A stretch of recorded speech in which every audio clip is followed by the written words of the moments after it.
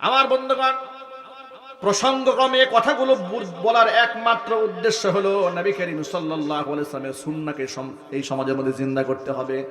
হুজুর বলেছেন, তাজাওয়াজুল ওয়াদুদ আল ওয়ালুদ, ওই সমস্ত মেয়েদেরকে তোমরা বিবাহ করবে যারা অধিক সন্তান ধারণ করে। জোরে বলেন সুবহানাল্লাহ। রিজিক দেওয়ার মালিক কে? আল্লাহ পাক রিজিক দিয়েছেন। সুবহানাল্লাহ পড়েন। এবার সুরের মূল কথায় আসি। তাহলে আল্লাহ তাআলা মা বোনদের সর্বদিক থেকে তাদের মর্যাদা বাড়িয়ে দিয়েছেন। নারী হিসেবে সম্মান বাড়িয়েছেন, মা হিসেবে সম্মান বাড়িয়েছেন, কন্যা হিসেবে সম্মান বাড়িয়েছেন, বোন হিসেবে মর্যাদা বাড়িয়ে দিয়েছেন। এমনকি এই নারী যদি স্বামী মারা যায়, বিধবাও যদি হয়ে যায়, তারপরে আল্লাহর নবী সাল্লাল্লাহু আলাইহি ওয়াসাল্লাম তাই বিধবা নারীর ব্যাপারে বলেন, আল্লাহর হাবিব সাল্লাল্লাহু আলাইহি ওয়াসাল্লাম বলেছেন, আল আরমিলাতুস সালিহা মাকতুবাতুন ইনদাল্লাহি শাহীদা। যদি কোনো মেয়ের স্বামী মারা যায়, মেয়ে যদি সতী সাধ্বী থাকতে পারে, কাল কিয়ামতের ময়দানে এই নারীকে আল্লাহ শহীদের মর্যাদা দিয়ে দিবেন। কল্পনা করা যায়? সর্বদিক থেকে না মা বোনের সম্মান দেওয়া হয়েছে। পুরুষের চারটা বিবাহ করার পারমিশন দেওয়া হয়েছে নারীর অধিকারকে রক্ষা করার জন্য। আপনার তো শুনে অবাক হয়ে যাবেন। ওই যে ঢাকা 4 আসন না কয় আসনে এমপি পদপ্রার্থী এক মহিলা বলে ফেলেছে যে এমপি হওয়ার আগেই তর্জন গর্জন শুরু হয়ে গেছে, যে 4টা বিবাহ যে পুরুষরা করতে পারবে এই অনুমতি পুরুষদেরকে কে দিয়েছে? আমরা মহিলারা তো দেই নাই। নাউজুবিল্লাহি মিন যালিক। নারীদেরকে বিবাহ করতে পারবে পুরুষরা 3টা 4টা করে, এই অধিকার নাকি উনি দেবে না, এই সমাজ ব্যবস্থা নাকি উনি চায় না, ভেঙে ফেলবে। আমি আপনাদেরকে জিজ্ঞেস করি, আমার পুরুষ ভাইদেরকে 3টা 4টা বিবাহ করার অধিকার কি মানুষ দিয়েছেন, আল্লাহ দিয়েছেন? আরো জোরে বলেন। এই কথা বললে কি আল্লাহ পাকের কোরআনের আয়াতের বিরুদ্ধাচরণ হয় না? যেই ব্যক্তি আল্লাহ পাকের কোরআনের আয়াতের বিরুদ্ধাচরণ হয়, তারা এই দেশের নেতৃত্ব দেওয়ার যোগ্যতা রাখে না, ঠিক কিনা? ওই যে আপনারা নারী পুরুষ সমান করতে যান, সব জায়গায় সমান করতে যাবেন না। নারী আর পুরুষ সমান নয়। আল্লাহ পাক নারী পুরুষকে সমান করে বানান নাই। এমনকি পুরুষ আর নারী যে ঘিলু আছে, মগজ আছে না, মগজ, এই মগজেরও ওজন কম বেশি আছে। সুবহানাল্লাহ। নারীদের সম্পর্কে নবী করিম সাল্লাল্লাহু আলাইহি ওয়াসাল্লাম বলেছেন, নাকিসাতু আকলিন ওয়া দীনিন, তাদের বুদ্ধি অল্প। এটা হাদিস দ্বারা প্রমাণিত, বৈজ্ঞানিকভাবে প্রমাণিত। তাদের দিমাগ এবং বুদ্ধি মস্তিষ্ক পুরুষের চাইতে কম বিধায়ী তাম পৃথিবীতে যত সেনা অফিসার আছে, সেনাবাহিনীর প্রধান আছে গোটা পৃথিবীতে, আছে না ভাই? পৃথিবীর কোন রাষ্ট্রের কোন সেনাবাহিনীর প্রধান নারী পৃথিবীতে কোথাও নাই। কেন নাই? এমনকি গোটা পৃথিবীতে যে বড় ধরনের সার্জারি যখন করা হয়, যেমন হার্টের অপারেশন হয়, দেখবে মহিলারা হার্ট অপারেশন করে না। কারা করে? কথা বল, কারা করে? পুরুষরা করে। এমনকি কোনো জটিল যখন সার্জারি করা হয়, নারী যদিও সার্জারি করে, তার পাশে সাপোর্ট নেওয়ার জন্য পুরুষ ডাক্তারকে দাঁড় করায় রাখে। কারণ এটা পুরুষদেরকে আল্লাহ রাব্বুল আলামিন সেই শক্তি দিয়েই সৃষ্টি করেছেন। আল্লাহু আকবার বলেন। সুতরাং আমি আমার সংক্ষিপ্ত পরিসর বক্তব্যের মাধ্যমে আমি আমার মা বোনদেরকে, ভাইদেরকে এই মেসেজটা দিতে চেয়েছি, ইসলাম নারীকে সর্বোচ্চ মর্যাদা দিয়েছে, যে মর্যাদা পৃথিবীর আর কোনো দর্শন দেয় নাই, কোনো ধর্ম দেয় নাই, কোনো প্রকারের রাষ্ট্র ব্যবস্থা নারীদেরকে এত সম্মান দেয় নাই। ইসলামিক দর্শন, ইসলামিক ধর্ম মানুষকে, আমার মা বোনদেরকে যে ইজ্জতটা দান করেছে, ঠিক কিনা? আল্লাহ পাক যেন আমার মা বোনদেরকে ইসলাম মানার তৌফিক দান করেন। আল্লাহ তাআলা এই পৃথিবীতে নারী আর পুরুষ 2টি শ্রেণী সৃষ্টি করেছেন। নারী আর পুরুষ সৃষ্টিগতভাবে শুধু নারী হওয়ার কারণে নারীর মর্যাদা, কিংবা শুধু পুরুষ হওয়ার কারণে পুরুষের মর্যাদা, এভাবে আল্লাহ পাক ক্লাসিফিকেশন করেন নাই। আল্লাহ পাক বলেছেন, ইন্না খালাকনাকুম মিন যাকারিন ওয়া উনসা ওয়া জাআলনাকুম শুউবান ওয়া ক্বাবাইলা লিতাআরাফু। তোমাদেরকে আমি আল্লাহ তাআলা খালাকনাকুম মিন যাকারিন ওয়া উনসা, 2টা লিঙ্গে আমি তোমাদেরকে সৃষ্টি করেছি। এক হচ্ছে নর আর এক হচ্ছে নারী। ওয়া জাআলনাকুম শুউবান ওয়া ক্বাবাইলা, বিভিন্ন দলে আমি তোমাদেরকে বিভক্ত করেছি।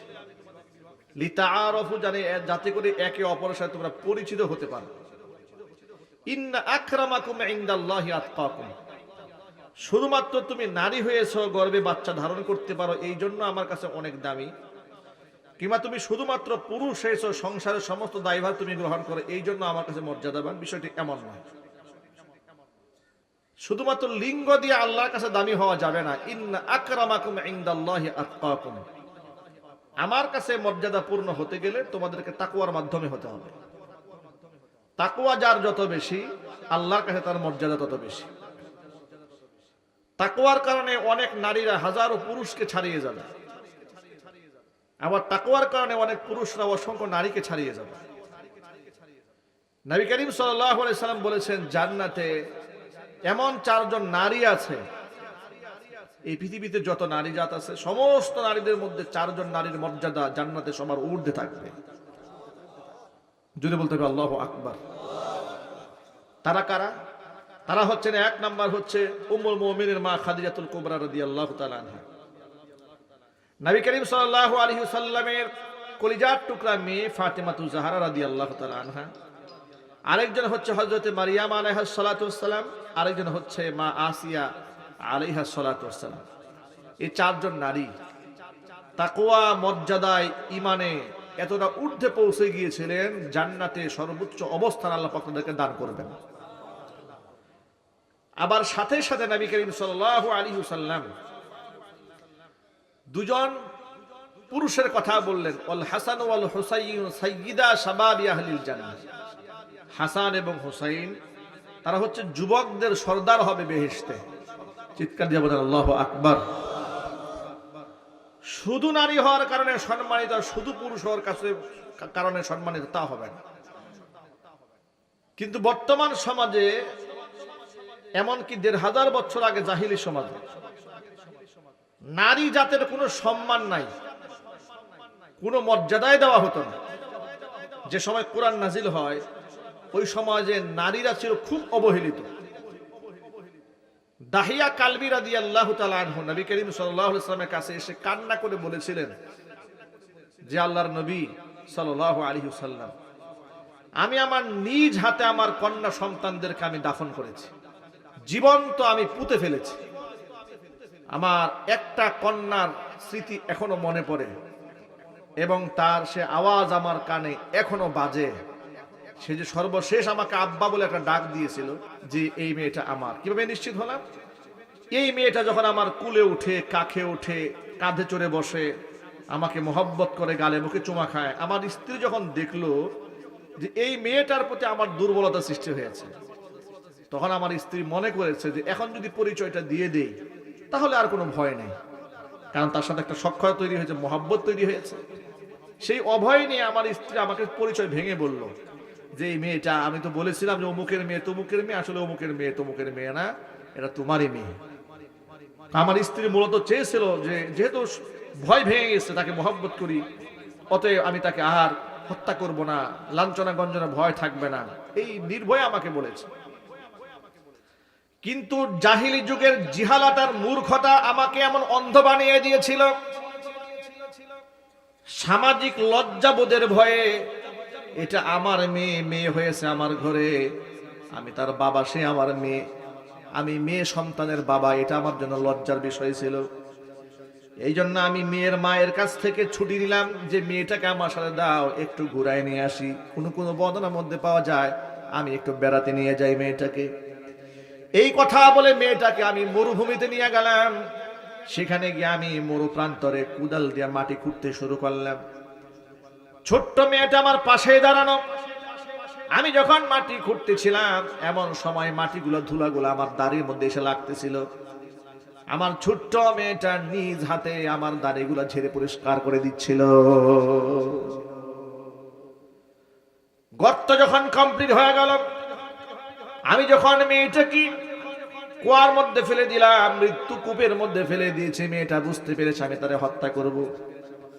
আমার মেয়েটা সেদিন আব্বা বলে যে চিৎকার দিয়েছিল, বাবা বলে এটা ডাক দিয়েছিল, এখনো পর্যন্ত সে আওয়াজ আমার কানের মধ্যে বাজে।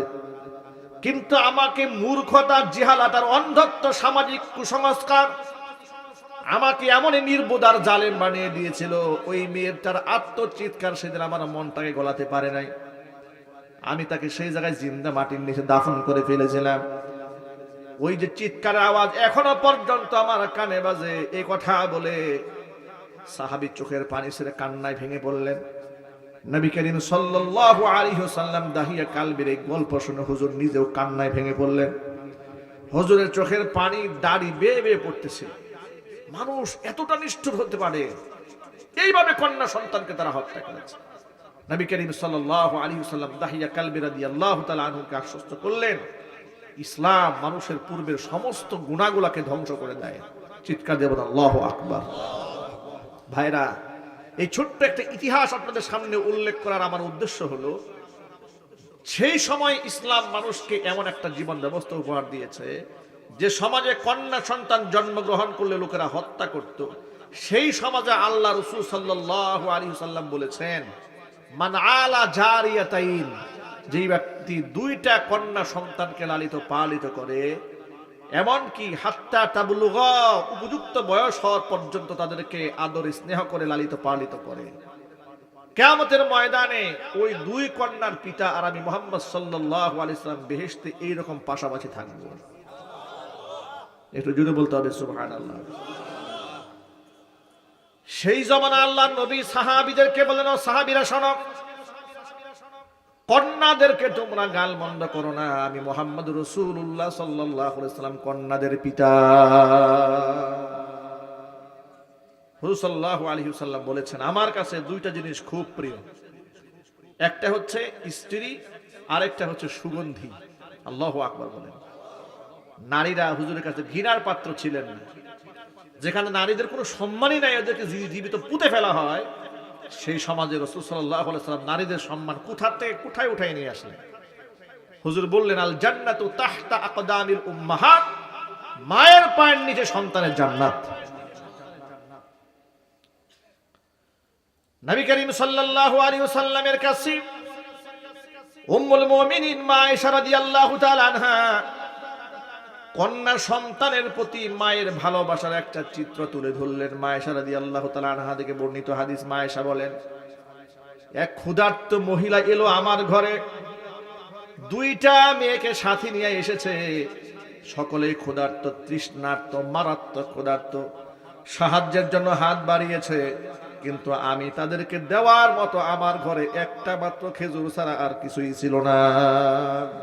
ফাআতাইতুহা ইয়াহা, এই একটা মাত্র খেজুর আমি মহিলাকে দিয়ে দিলাম।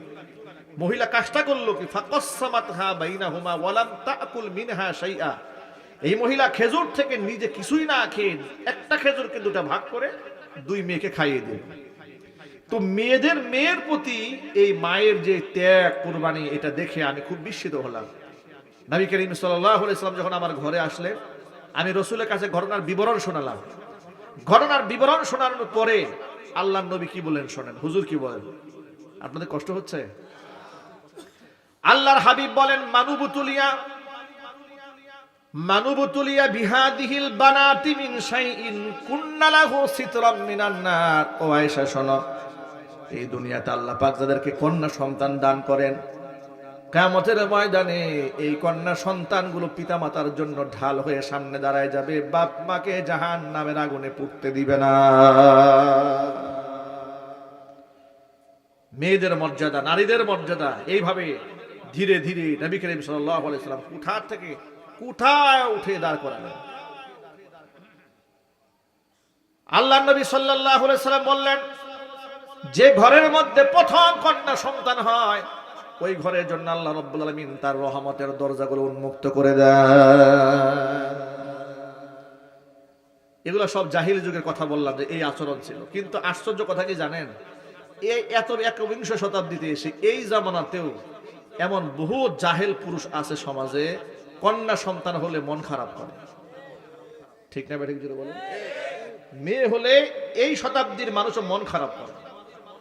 এমনকি সমাজে এমন অনেক জাহেল মূর্খ আছে যে স্ত্রীর গর্ভে একাধিকবার কন্যা সন্তান জন্মগ্রহণ করার কারণে ওই স্ত্রীকে স্বামী তালাক দিয়ে দিয়েছে। এমন জালেম ওই সমাজে আছে। এমনকি শাশুড়ি বাজে কথা বলে, ঠিক কিনা বলেন? প্রতিবেশীরা বাজে কথা বলে একাধিক কন্যা সন্তান জন্ম নিলে। মানুষ কতটা নিকৃষ্টতা কল্পনা করতে পারবে না। অথচ তামাম দুনিয়ার সমস্ত মানুষ মিলে একটা মানুষ বানাতে পারবে? একটা সন্তানের জন্য মানুষ যে কত ভিখারির মতো দৌড়ায়, এই দৃশ্য তো আমরা দেখেছি। আমার নিকটতম এক আত্মীয় আছে, 25 বছর হয়েছে, বিয়ে হয়েছে, বাচ্চা কাচ্চা হয় না। কত ডাক্তার, কত কবিরাজ, কত হুজুরের পানি পড়া, কত কিছু হয়ে গেল, বাচ্চা হয় না। একটা বাচ্চার যে কত মূল্য যারা হয় না সে উপলব্ধি করতে পারে। আর আপনারা আল্লাহ কন্যা সন্তান দিয়েছেন, আপনি এটাকে অভিশপ্ত মনে করেন, গালমন্দ করেন, খারাপ ভাষায় কথাবার্তা বলেন। আল্লাহর কাছে তওবা করা উচিত, ঠিক কিনা বলেন? নারীদেরকে কত সম্মান আল্লাহ পাক দিয়েছেন এবং ইসলাম দিয়েছে, লক্ষ্য করেন। কোরআন মাজিদ আল্লাহ তাআলা মেয়েদের অধিকার নিয়ে একটা সূরা নাযিল করেছেন, সূরার নাম সূরাতুন নিসা। নারীদের জন্য নারীদের অধিকার নিয়ে হক বর্ণনা করতে গিয়ে আল্লাহ তাআলা আলাদা একটা সূরা নাযিল করেছেন। যদিও নারীদের অধিকার নিয়ে অনেক অনেক সূরার মধ্যে আলোচনা আছে, সূরা বাকারায় নারীদের অধিকার নিয়ে আলোচনা আছে, অন্যান্য সূরার মধ্যেও আছে। আবার স্পেশাল করে সূরাতুন নিসা নারীদের নামে আল্লাহ একটা সূরা নাযিল করেছেন। চিৎকার দেখুন আল্লাহু আকবার। সেখানে নারীদের ভরণ পোষণের অধিকারের কথা বলা হয়েছে। নারীরা এতিম হলে তাদের লালন পালন কিভাবে করতে হবে, সে দায়িত্ব ভার কিভাবে পালন করবেন তার বর্ণনা করে দেওয়া হয়েছে। নারীরা যদি স্ত্রী হয় তাহলে তার দায়িত্ব ভার কি করে পালন করতে হবে তা শিখিয়ে দেওয়া হয়েছে। স্বামীর ঘরে নারী যদি কোনো ভুল করে ফেলে তাহলে সেই ভুলটা যেন স্বামী ক্ষমা সুন্দর দৃষ্টিতে দেখেন, সেই নসিহত স্বামীদেরকে করা হয়েছে। আল্লাহ পাক কোরআনে বলেছেন, ওয়াশিরুহুন্না বিল মারুফ ফাআসা আন তাকরাহু শাইআন ওয়া ইয়াজআলাল্লাহু ফীহি খায়রান কাসীরা। আল্লাহ বলেছেন স্ত্রীদের সাথে সুন্দর ব্যবহার করো। তোমার যে স্ত্রীর আচরণে তুমি অসন্তুষ্ট, এমন হতে পারে আল্লাহ পাক এই তোমার ওই স্ত্রীর মধ্যেই তোমার জন্য এমন কল্যাণ দান করেছে যে তুমি কল্পনা করতে পারবে না। সেটা কোনটা হতে পারে? মুফাসসিররা তাফসীর করে লিখেছেন যে এমন স্ত্রী যে স্ত্রীর প্রতি সে সন্তুষ্ট না, কিন্তু আল্লাহ পাক এই স্ত্রীর গর্ভে এমন সন্তান দিবেন যে সন্তান তার দুনিয়া এবং আখিরাতের সম্মানের মাধ্যম হয়ে দাঁড়াবে। সেটা হতে পারে কিনা আল্লাহু আকবার বলবেন না? আল্লাহ পাক এইভাবে খুঁটিনাটি করে করে আমার মায়েদের, আমার বোনদের ইজ্জতের ব্যাপারে আল্লাহ পাক আয়াত নাযিল করেছেন। একটা গল্প শোনায় হাদিস থেকে, তাহলে আপনারা বুঝতে পারবেন যে নারীদের সম্মান ইসলামে কত বেশি। আমাদের সমাজের মধ্যে দেখবেন যদি একটা লোকের ছেলে হয় মেয়ে হয়, সাধারণত মানুষ ছেলেদের প্রতি দুর্বল বেশি থাকে, ঠিক না ব্যাটিং জুড়ে বলে? ছেলেদেরকে আদরটা একটু বেশি করে, মেয়েদেরকে একটু কম আদর করে। এটা এই অন্ধ সমাজের কথা বলি। ঠিক এই কাজটা জাহিলি যুগে একবার হলো। নবী করিম সাল্লাল্লাহু আলাইহি ওয়াসাল্লামের সামনে এক সাহাবী বসে আছেন। এমন সময় সাহাবীটার ছোট্ট একটা ছেলে, পুত্র সন্তান তার সামনে এলে ওই সাহাবী ছেলেটাকে গালের মধ্যে চুমা দিয়া কুলের মধ্যে বসিয়ে দিয়েছে। কিছুক্ষণ পরে ওই একই সাহাবীর আরেকটা কন্যা সন্তান এসেছে। আসার পর আল্লাহর নবী কথোপকথন করছিলেন। ওই সাহাবী মেয়েটাকে কুলেও নাই নাই, চুমাও খায় নাই, এমনিতে সামনে বসিয়ে দিয়েছে। রাহমাতুল লিল আলামিনের দৃষ্টি এই ঘটনাকে আড়াল করে নাই। হুজুর সাল্লাল্লাহু আলাইহি সাল্লাম ওই সাহাবীকে উপস্থিত সকলের সামনে বললেন, হাল্লা সাওয়াইতা বাইনাহুমা, কি ব্যাপার? ছেলেটাও তোমার, মেয়েটাও তোমার। ছেলে যখন এসেছে গালের মধ্যে চুমা দিয়ে কুলে বসাইছো, কিন্তু মেয়ে যখন এসেছে গালের মধ্যে চুমাও দিলে না, তাকে কুলে নিয়ে একটা আদরও করলে না, সামনে এমনি বসিয়ে দিলে। ব্যাপারটা কি? ছেলেও তোমার, মেয়েও তোমার। হাল্লা সাওয়াইতা বাইনাহুমা, এদের মধ্যে তুমি সমতা রক্ষা করলে না কেন? ব্যালেন্স করলে না কেন? ইত্তাকিল্লাহ, আল্লাহকে ভয় করো। ওয়াদিলু ফি আবনাইকুম, নিজের সন্তানদের মধ্যে সমতা রক্ষা করো, না হয় কাল কিয়ামতের ময়দানে জালেমের কাতারে আসামি হতে হবে। চিৎকার দেখো নাউজুবিল্লাহ। ভাবা যায় সুমা একটু কম দিয়েছে, নবী করিম সাল্লাল্লাহু আলাইহি ওয়াসাল্লাম ধরে ফেলেছেন। মানে আপনি আপনার মেয়েকে সামান্যতম অমর্যাদা করতে পারবেন না, ইসলাম সুযোগ দেয় নাই। জোরে বলেন আল্লাহু আকবার। এমন একটা জীবন দর্শন ইসলাম আল্লাহ আমাদেরকে উপহার দিয়েছে। কপাল পরা মুসলমান সেই ইসলামটাকে শুধু তাবিজের বই মনে করেছে, মনে করেছে কোরআন শরীফ শুধু মরার পরে খতম পড়ার জন্য আল্লাহ নাজিল করেছেন, এটাই মনে করে মুসলমানেরা। আর মনে করে কোরআন শরীফ হুজুররা পড়বে, ওয়াজ হুজুররা করবে, আমল যা করে সব হুজুররা করবে। আমি তার আলেম না, যার দরুন মসজিদের ইমাম সাহেবের বউয়ের পর্দা না থাকলে হুজুরের চাকরি চলে যায়, কিন্তু সভাপতির বউ যে জিন্সের প্যান্ট পরে রাস্তায় ঘুরে বেড়ায়, এটা নিয়ে কোনো কার প্রশ্ন থাকে না। ইমাম সাহেবের মেয়ে বেপর্দায় চললে হুজুরের ইমামতি নাই। সেক্রেটারির মেয়ে যদি হাফ প্যান্ট পরেও শেরপুর শহর দিয়ে ঘুরে বেড়ায়, প্রশ্ন তোলার লোক থাকে না। ঠিক না ঠিক জুড়ে বলেন? আমাদের নোংরা সমাজ ব্যবস্থা আমাদেরকে এখানে দাঁড় করিয়ে দিয়েছে। আমার যুবক ভাইরা, পর্দার অন্তরালে মা এবং বোনেরা, আমার মা এবং বোনদের দুনিয়াতে আসার পর তাদের জন্মের পরে আল্লাহর নবী সাল্লাল্লাহু আলাইহি ওয়াসাল্লাম মর্যাদা দিয়েছেন। ছোট্ট আদর স্নেহ করতে গিয়ে যেন মেয়ে বাচ্চাটা বঞ্চিত না হয়, এই ব্যাপারে আল্লাহর নবী গুরুত্ব আরোপ করেছেন। আবার এই মেয়েটা যখন বিবাহের উপযুক্ত হয়ে যায়, বিবাহ দেওয়ার ক্ষেত্রেও যেন গার্জিয়ান কাল বিলম্ব না করে নবী উৎসাহিত করেছেন। হুজুর বলেছেন, হযরত আলীকে ডাক দিয়ে বলেছেন, ইয়া আলী সালাতুন লা তুআখিরহা, ও আলী, তিনটা কাজে বিলম্ব করা যাবে না। এক নাম্বার কাজ হচ্ছে as-সালাতু ইযা আনাত, নামাজের ওয়াক্ত হয়ে গেলে বিলম্ব করা যাবে না। দুই নাম্বার ওয়াল জানাজাতু ইযা হাদারাত, জানাজা উপস্থিত হয়ে গেলে জানাজা পড়াতে বিলম্ব করা যাবে না। তিন নাম্বার ওয়াল আইয়িবু ইযা ওয়াজাদতা লাহা কুফুয়ান, উপযুক্ত মেয়ের জন্য যদি উপযুক্ত পাত্র পেয়ে যাও, মেয়েকে বিবাহ দেওয়ার ক্ষেত্রে বিলম্ব করা যাবে না। বিবাহ দেরি করার মধ্যে কোনো ফজিলত আছে ভাই? একটু যদি বলেন আপনারা। কিন্তু আমাদের সমাজে কিন্তু বিবাহের আইন করা হয়েছে, এগুলো কুফরি আইন। নবী করিম সাল্লাল্লাহু আলাইহি ওয়াসাল্লাম উপযুক্ত মেয়েদেরকে বিবাহ বিলম্ব করতে নিষেধ করেছেন।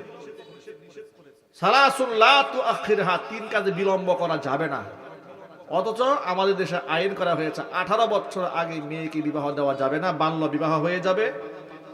আবার যারা আইন করেছে তারা রহস্যজনক ভাবে বাল্য প্রেম নিয়ে কোনো আইন করে নাই। ঠিক না ঠিক যদি বলেন, একেবারে ক্লাস 5 থেকে শুরু করে প্রেম শুরু করে ইউনিভার্সিটি লেভেল পর্যন্ত। বিবাহের আগে চরিত্র নামক যে সম্পদটা ছিল সব শেষ। অথচ আমার মা বোন জানে না, তাম পৃথিবীর সমস্ত সম্পদ এক পাল্লায় দিলে একজন চরিত্রবান মা যদি আরেক পাল্লায় দেওয়া হয়, পৃথিবীর সমস্ত সম্পদের মধ্যে সমস্ত সম্পদগুলো হালকা হয়ে যাবে, একজন চরিত্রবান মায়ের ওজন আল্লাহর কাছে দামি হয়ে যাবে। অথচ আমার মা বোন এটা মনেই করে না, কোনো মূল্য দেয় না এটাকে। নবী করিম সাল্লাল্লাহু আলাইহি ওয়াসাল্লাম যেমন শিশুকালে কন্যার মর্যাদা দিয়েছেন, বিবাহ উপযুক্ত হয়ে গেলে বিবাহের ব্যাপারে গুরুত্ব আরোপ করেছেন। একদিক থেকে নারীর গার্জিয়ানদেরকে বলেছেন মেয়ে বিবাহ দেওয়ার ক্ষেত্রে যেন বিলম্ব না হয়।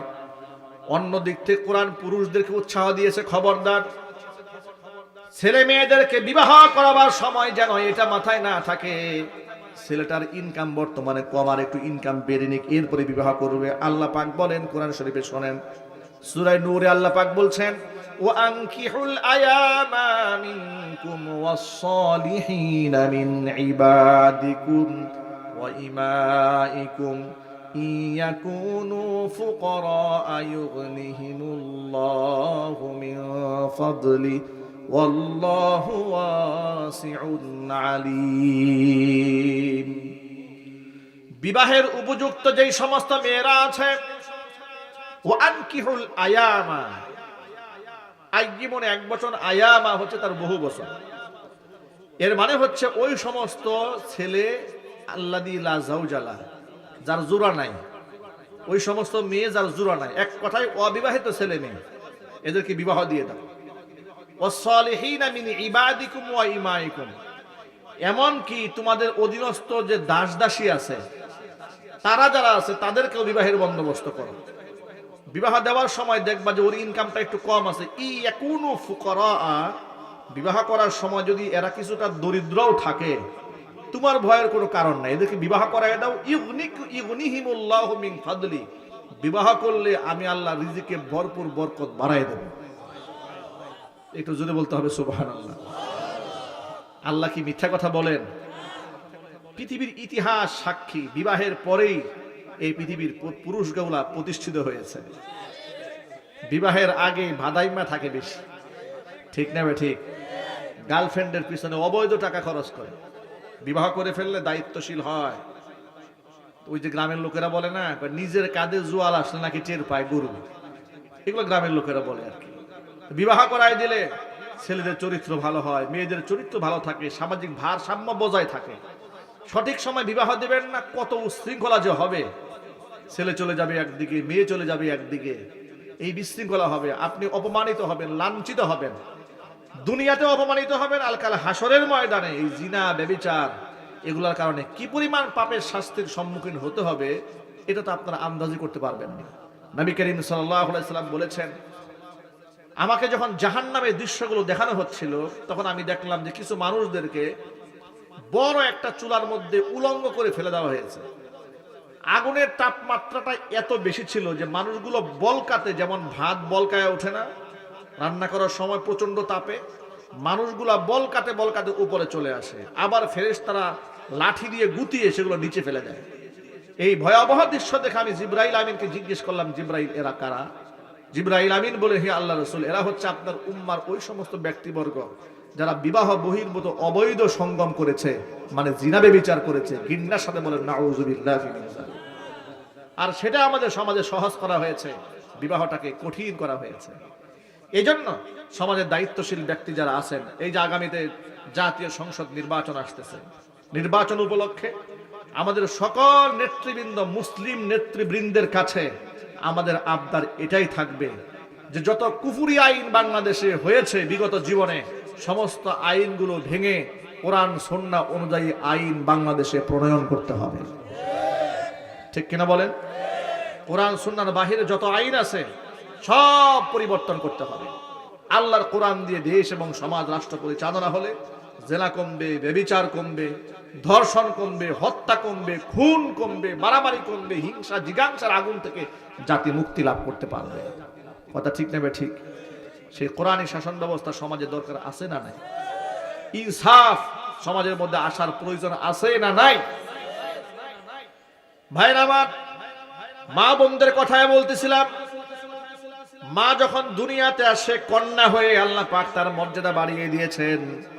নবীজি সাল্লাল্লাহু আলাইহি সাল্লাম অন্য একটা হাদিসের মধ্যে বলেছেন, তিরমিজির হাদিসে এসেছে, যার 3টি কন্যা সন্তান হয় আর ওই 3টা কন্যা সন্তানকে সে ভালোবাসে, আমি মুহাম্মদ সাল্লাল্লাহু আলাইহি সাল্লাম এবং ওই 3 কন্যার বাবা জান্নাতের মধ্যে এইরকম পাশাপাশি থাকবো।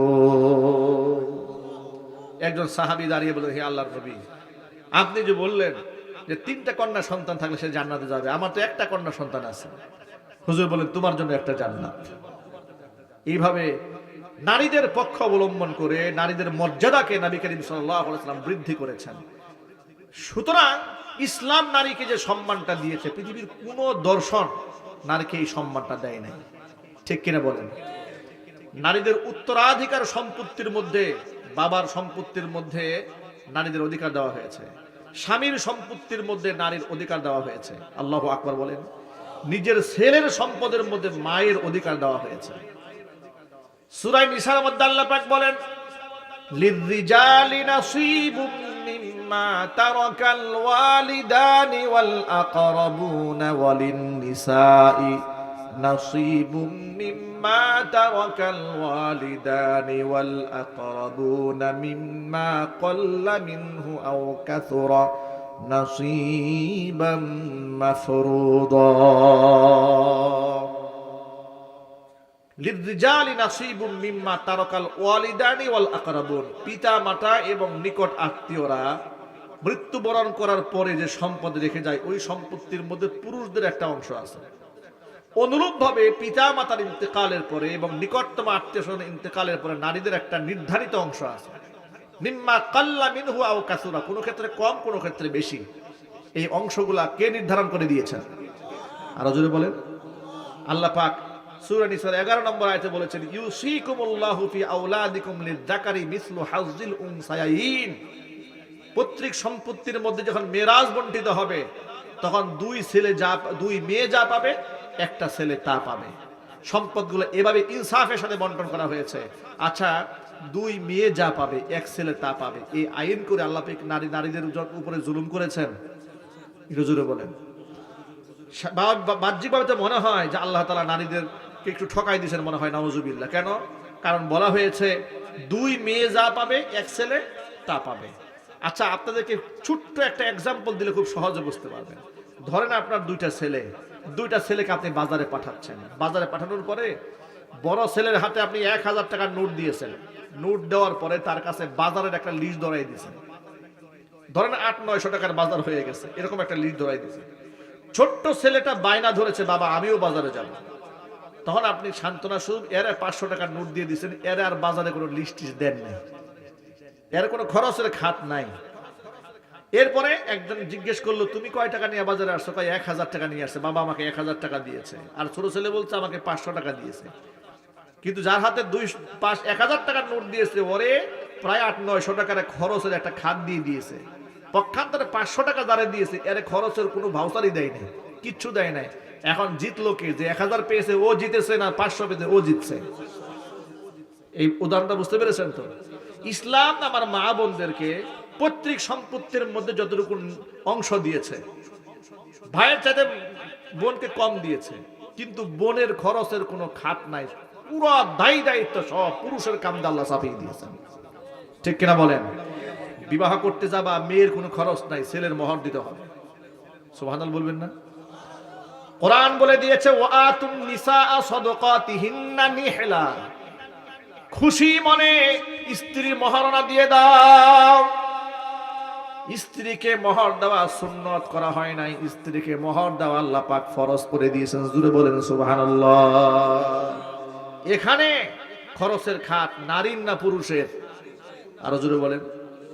এরপরে একটা মেয়েকে বিবাহ করে বাড়িতে নিয়ে আসলো, এই স্ত্রীর ভরণ পোষণ, খাবার দাবার, চিকিৎসা, এরপরে বাসস্থান, সব খরচ কার? সব পুরুষের। এরপরে শ্বশুর বাড়ি থেকে আত্মীয় স্বজন এসেছে বাড়িতে, খরচ কার? পুরুষের। নিজের বাবা মা আত্মীয় স্বজন যা আছে সমস্ত মানুষের খরচের দায়ভার কার?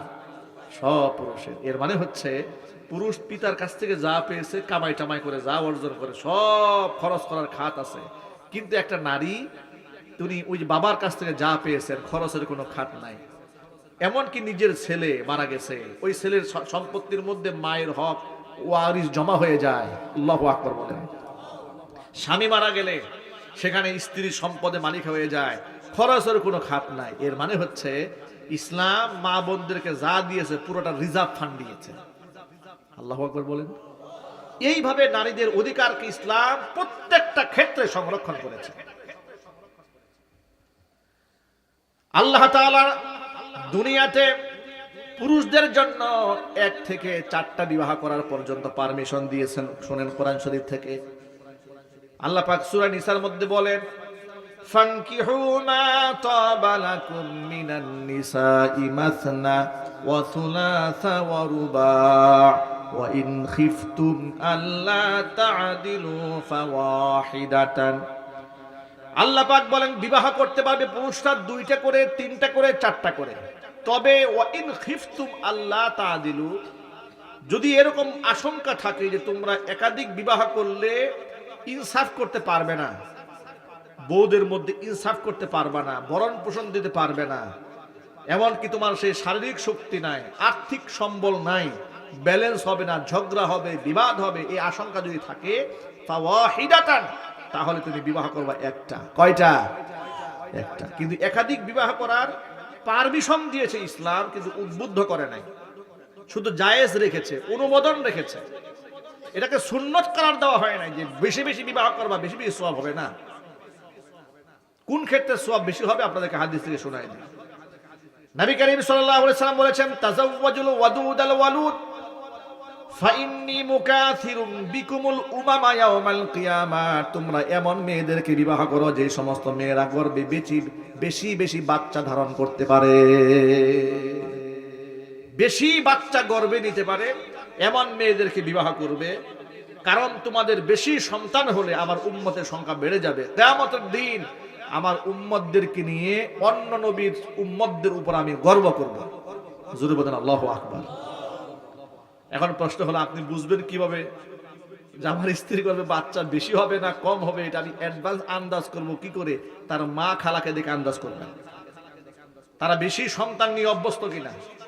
আমাদের সমাজে ট্রেডিশন তৈরি হয়েছে যে একটি সন্তান হলে ভালো হয়, 2টি হলে আর নয়। নাউজুবিল্লাহ পড়েন। এগুলা এনজিওরা আমাদের মা বোনদেরকে শিখিয়েছে, সমাজের মধ্যে একটা ভাইরাস ছড়িয়ে দিয়েছে। তারা মনে করে সন্তান যত কম হবে সংসারে বরকত তত বেশি হবে। একটু জোরে নাউজুবিল্লাহ পড়েন। সন্তানের সংখ্যা যেই সংসারে কম, ওই সংসারের মধ্যে আল্লাহর গজব বেশি। যে সংসারে সন্তানের সংখ্যা বেশি, ওই সংসারের মধ্যে আল্লাহর রহমত বেশি। ঠিক না ব্যাঠিক জোরে বলেন? ওই এনজিওরা, বিদেশি প্রভুরা, ওরা আমাদেরকে উৎসাহ দেয় যে আমাদের বাচ্চা কাচ্চা যেন কম হয়। ওদের টার্গেটটা কি জানেন? মুসলমানদের সংখ্যা যেন কম থাকে, এটা ওদের মূল টার্গেট। ওরা মানুষকে বুঝায় বেশি সন্তান হলে বেশি খাওয়াইতে হবে, বেশি পড়াইতে হবে, এত টাকা পয়সা পাবে কোথায়? এটা যদি বিজ্ঞানসম্মত কথা হইতো, বাস্তবসম্মত কথা হতো, তাহলে আমার প্রশ্নের জবাব দেন। 1971 সালে বাংলাদেশ স্বাধীন হলো, তখন বাংলাদেশের জনগোষ্ঠী কত ছিল ওই সময়? 7.5 কোটি। আর এখন বর্তমানে এই 54 বছর পরে বাংলাদেশের জনসংখ্যা কত? 18 কোটি। তাহলে 7.5 কোটি জনগণের বাংলাদেশ আর 18 কোটি জনগণের বাংলাদেশ, এই বাংলাদেশ কি আয়তনে আগের চাইতে অনেক বড় হয়ে গেছে না আগের জায়গাতেই আছে? আগের জায়গাতে আছে, কিন্তু লোক সংখ্যা বেড়ে গেছে।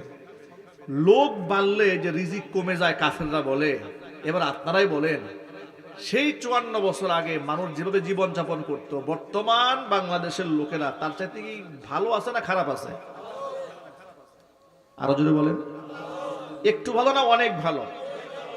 আমরা আমাদের 90 দশকে ছোটবেলাতে দেখেছি মানুষেরা ভাতের জন্য কান্না করে, খাবারের কষ্ট করতো মানুষ। এখন আর খাবারের কষ্ট মানুষ করে না। যেই গাছে এক সময় বছরে একবার ফলন হতো, সেই গাছে আল্লাহ পাক এখন ডাবল ফলন দিচ্ছে। ঠিক কিনা বলেন?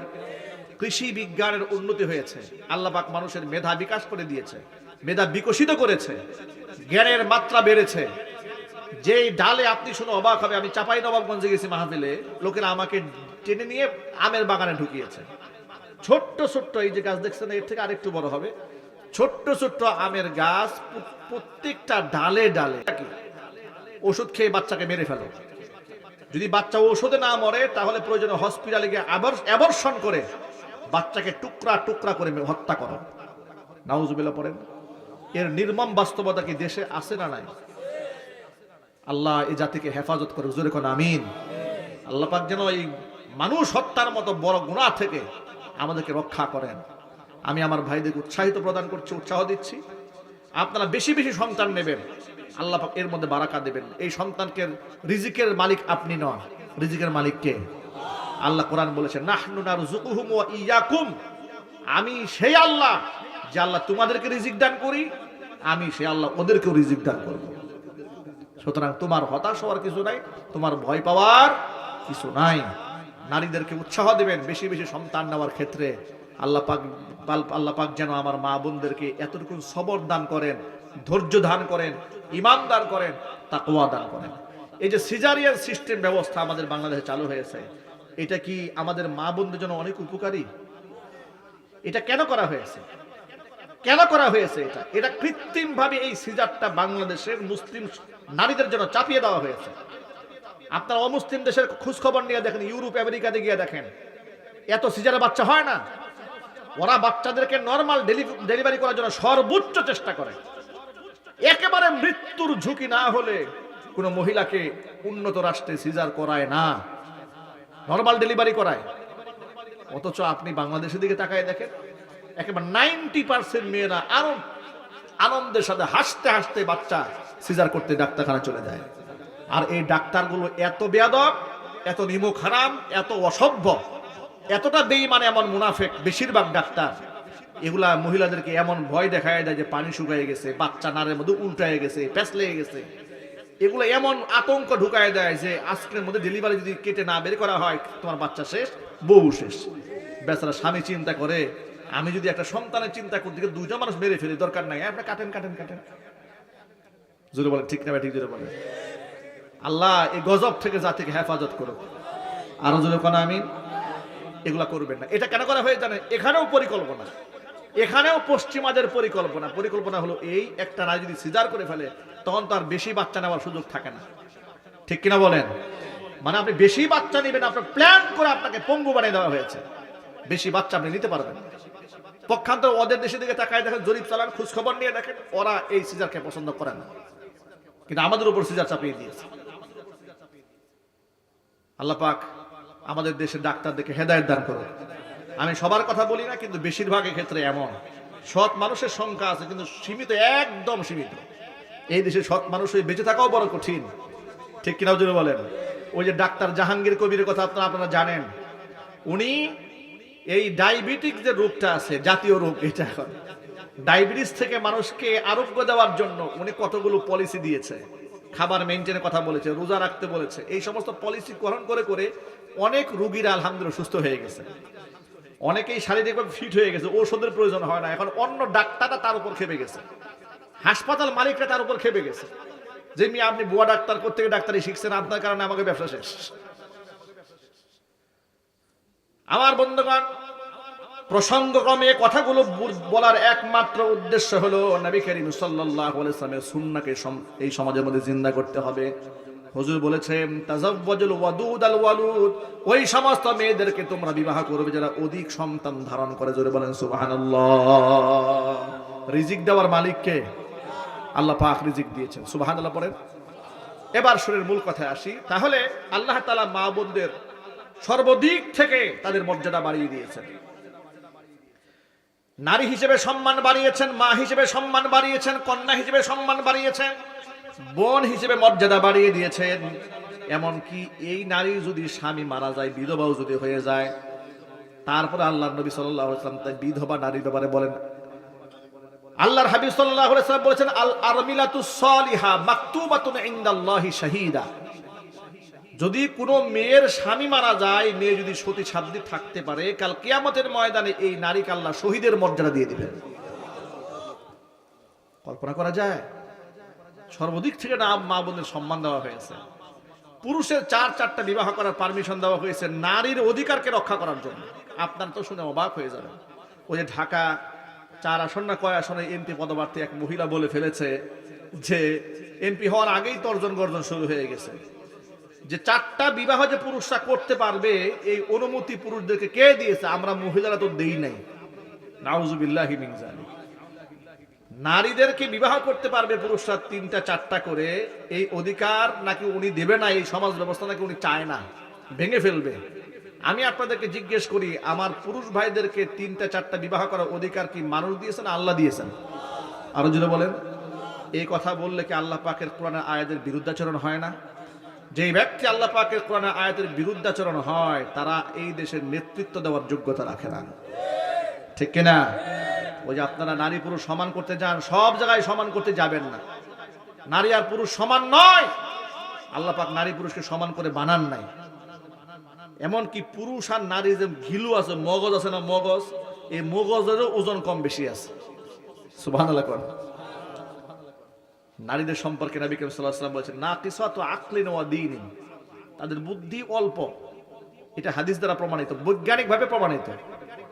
তাদের দিমাগ এবং বুদ্ধি মস্তিষ্ক পুরুষের চাইতে কম বিধায়ী তাম পৃথিবীতে যত সেনা অফিসার আছে, সেনাবাহিনীর প্রধান আছে গোটা পৃথিবীতে, আছে না ভাই? পৃথিবীর কোন রাষ্ট্রের কোন সেনাবাহিনীর প্রধান নারী পৃথিবীতে কোথাও নাই। কেন নাই? এমনকি গোটা পৃথিবীতে যে বড় ধরনের সার্জারি যখন করা হয়, যেমন হার্টের অপারেশন হয়, দেখবে মহিলারা হার্ট অপারেশন করে না। কারা করে? কথা বল, কারা করে? পুরুষরা করে। এমনকি কোনো জটিল যখন সার্জারি করা হয়, নারী যদিও সার্জারি করে, তার পাশে সাপোর্ট নেওয়ার জন্য পুরুষ ডাক্তারকে দাঁড় করায় রাখে। কারণ এটা পুরুষদেরকে আল্লাহ রাব্বুল আলামিন সেই শক্তি দিয়েই সৃষ্টি করেছে। আল্লাহু আকবার বলেন। সুতরাং আমি আমার সংক্ষিপ্ত পরিসর বক্তব্যের মাধ্যমে আমি আমার মা বোনদেরকে, ভাইদেরকে এই মেসেজটা দিতে চেয়েছি, ইসলাম নারীকে সর্বোচ্চ মর্যাদা দিয়েছে, যে মর্যাদা পৃথিবীর আর কোনো দর্শন দেয় নাই, কোনো ধর্ম দেয় নাই, কোনো প্রকারের রাষ্ট্র ব্যবস্থা নারীদেরকে এত সম্মান দেয় নাই। ইসলামিক দর্শন, ইসলামিক ধর্ম মানুষকে, আমার মা বোনদেরকে যে ইজ্জতটা দান করেছে, ঠিক কিনা? আল্লাহ পাক যেন আমার মা বোনদেরকে ইসলাম মানার তৌফিক দান করেন। জোরে বলেন আল্লাহুম্মা আমিন। ছোট্ট একটা হাদিস বলে আমি বয়ান শেষ দিকে নিয়ে যাব। আল্লাহর নবী সাল্লাল্লাহু আলাইহি ওয়াসাল্লাম বলেছেন, মহিলারা মাত্র 4টা কাজ করলে জান্নাতের যে দরজা দিয়ে খুশি ওই দরজা দিয়ে আল্লাহর বেহেশতে চলে যাবে। হাদিসটা হচ্ছে আল্লাহর নবী সাল্লাল্লাহু আলাইহি ওয়াসাল্লাম বলেছেন, আল মারআতু ইদা সাল্লাত খামসাহা ওয়া সামাত শাহরাহা, নারীরা যদি 5 ওয়াক্ত নামাজ পড়ে, ওয়া সামাত শাহরাহা, রমজানের রোজা রাখে, ওয়া আতাআত বালাহা, স্বামীর আনুগত্য করে, ওয়া আহসানাত ফারজাহা, সতীত্বের হিফাজত করে, লজ্জাস্থানের হিফাজত করে, তাদখুলু বিআইয়ি বাবিন মিন আবওয়াবিল জান্নাতি শাআত ইয়াউমাল কিয়ামা, কিয়ামতের দিন জান্নাতের 8টি দরজার যে দরজা দিয়া খুশি ওই দরজা দিয়া নারী আল্লাহর জান্নাতে চলে যাবে। আল্লাহ পাক যেন আমার মা বোনদেরকে কথাগুলো আমল করার তৌফিক দান করেন। আমরা যারা গার্জিয়ান আছি আমরাও আমাদের মা বোনদের প্রতি জুলুম করব না, অত্যাচার করব না। আমাদের ঘরে মেয়ে আছে, মেয়েদেরকে আমরা ভালোবাসবো। মেয়েদেরকে ভালোবাসা সুন্নাতে নববী, স্ত্রীদেরকে মোহাব্বত করা সুন্নাতে নববী, মাকে সম্মান করা সুন্নাতে নববী, নারী জাতকে সম্মান করা সুন্নাতে নববী। আল্লাহর নবী সুন্নতের আলোকে গোটা জীবনকে আমরা আলোকিত করতে চাই। আল্লাহ পাক যেন আমাদের সকলকে কবুল করেন, মঞ্জুর করেন। জোরে বলেন আল্লাহুম্মা আমিন। দুরূদ শরীফ পড়েন। আল্লাহুম্মা সাল্লি আলা মুহাম্মাদ ওয়া আলা আলি মুহাম্মাদ কামা সাল্লাইতা আলা ইব্রাহিম ওয়া আলা আলি ইব্রাহিম। আযান, গজল,